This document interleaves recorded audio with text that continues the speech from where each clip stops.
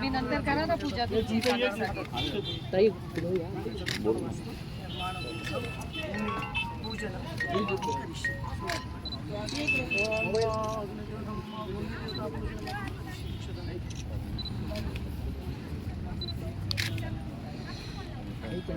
सगळं मागे थांबा थांबा एक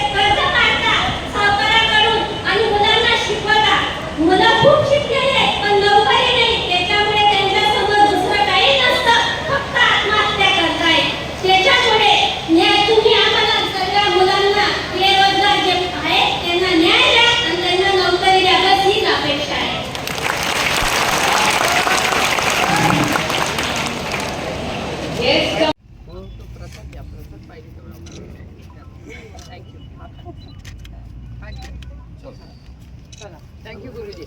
सगळ्या आईच्या आशीर्वादापेक्षा दुसरं काय मोठं असतं.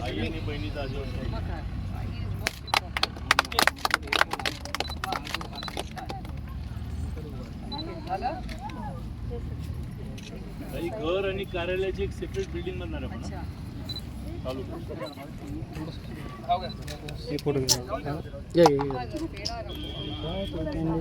मला साखरेचा इश्यू आहे.